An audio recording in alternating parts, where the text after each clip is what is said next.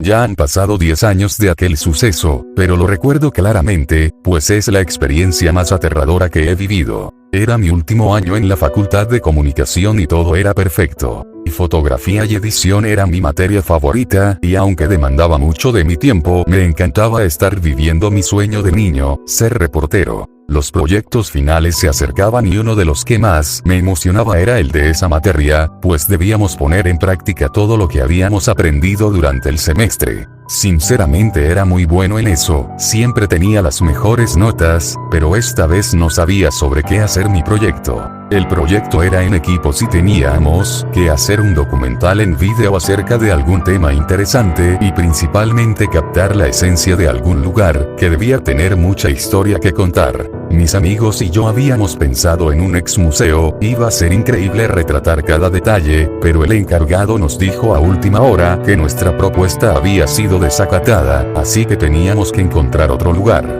Al llegar al departamento le conté a mi novia sobre aquel inconveniente, ella se quedó pensando un rato y después me comentó que le habían contado sobre un hospital psiquiátrico abandonado en las afueras de la ciudad, que tenía una gran historia, puesto que había sido el más popular en los 70s. A ella le encantaban las historias de terror y por eso sabía demasiado acerca de eso, aunque para ser sinceros a mí no me gustaban mucho esos temas, era escéptico y me parecía ridículo pensar en objetos que se mueven solos o fantasmas, pero la idea no sonaba tan mal, pues podíamos hacer un reportaje sobre lo acontecido ahí y grabar todo el lugar por la noche.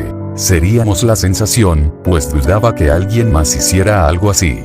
Hice la propuesta a mis amigos y ellos aceptaron, pero de nuevo debíamos pedir permiso. Mi novia me pidió ir con nosotros ya que le emocionaba mucho conocer el lugar.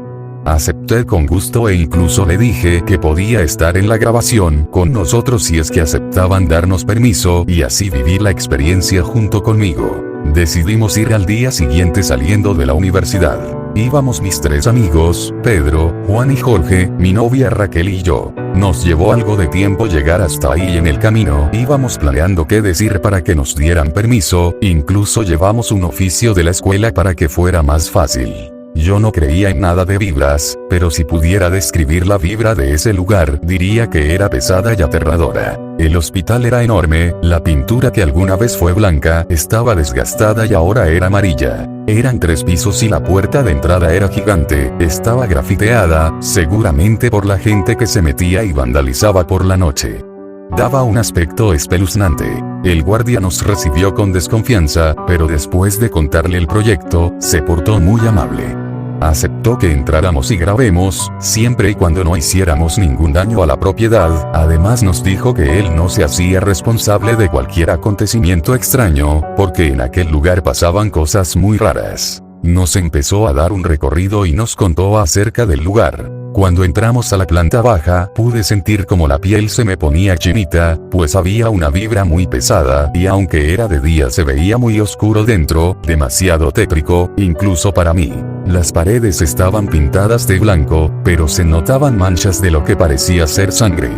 La recepción tenía una computadora y un teléfono muy viejos, todos llenos de polvo, así como papeles, lo que parecían ser expedientes y un libro de visitas, aún abierto con la fecha del 7 de septiembre de 1966. Nos llevó a los cuartos, en ellos solo había una cama individual y una pequeña mesita de noche al lado. La pintura de estos era diferente, estaban pintados de un verde opaco y triste. Estaban llenas de rayones por todos lados, dibujos extraños y algunos tenían grafitis recientes. Después, mientras subíamos las escaleras, nos contó que ese hospital había sido clausurado en 1970, ya que se practicaban lobotomías y experimentos aterradores a muchos de los pacientes, que definitivamente nunca saldrían, pues quedaban mucho peor muertos. Experimentaban a través de electrochoques, de encierros con los miedos más grandes de los enfermos, los dejaban sin comer, sin agua o sin dormir por días e incluso semanas, con picaduras de insectos a los que algunos eran alérgicos o con operaciones a nivel quirúrgico del cerebro.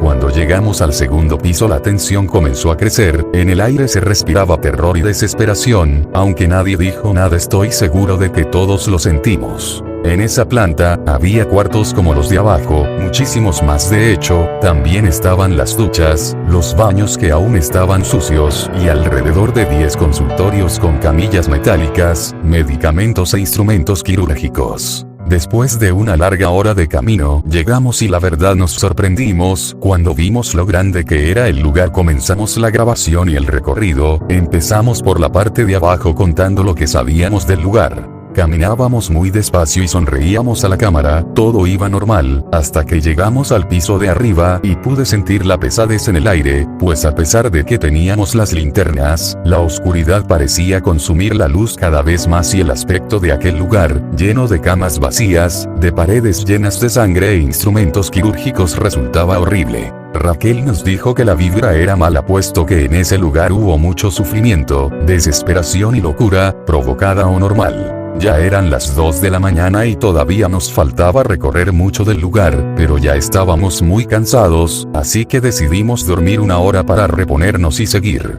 Nos acomodamos en las colchonetas y descansamos. Fue difícil pues los ruidos provocados por el eco nos ponían nerviosos, pero al cabo de un tiempo el despertador sonó, nos levantamos y parecía que teníamos aún menos energía que antes, nadie entendía por qué. Tomamos algo de agua y decidimos seguir. Llegamos al último piso, pasamos por las 2 ventanas y nos dimos cuenta de que estaba abierta, aunque antes de irse el velador la había cerrado. Esto nos causó miedo, pero no dudamos en decirlo en el video. La grabación quedó increíble, terminamos alrededor de las 6 AM, eso marcaba el reloj, pero lo raro era que aún se veía oscuro, quizá por el edificio. Decidimos separarnos para ir por las cámaras. Los chicos ya estaban cansados y Raquel estaba nerviosa, me dijo que ya se quería ir, que tenía miedo, pues había visto una sombra pasar cuando caminó hacia el baño. La calmé y le dije que solo era cuestión de juntar el equipo y después podríamos ir a casa a descansar.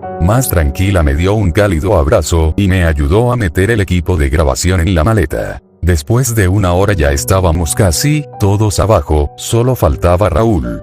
Le gritamos en varias ocasiones, pero fue en vano, él no respondía, lo llamamos por teléfono, pero no había señal. Decidimos ir a buscarlo, todos ya queríamos largarnos de ahí e ir a dormir, pero no lo encontramos, así que revisamos las grabaciones en la computadora de la última hora y primero no encontramos nada, pero después de un rato en el minuto 46, pudimos ver a Raúl caminando hacia una de las cámaras, hasta que algo invisible lo aventó con fuerza y lo arrastró fuera de ahí. Sorprendidos y muy asustados, pudimos notar cómo se nos ponían los pelos de punta. Raquel empezó a llorar, estaba aterrorizada, traté de calmarla, alentando a todos a buscar a Raúl, pero a pesar de todos nuestros intentos no pudimos encontrarlo. Ya había pasado alrededor de hora y media y seguía oscuro, debían ser ya las 7:30 de la mañana. Nuestros teléfonos no tenían señal y tenían muy poca batería y en el lugar no había luz, 2 de las lámparas aún tenían pila, pero finalmente decidimos salir a buscar ayuda, ya que parecía que el hospital se había tragado a mi amigo y ya no sabíamos qué hacer.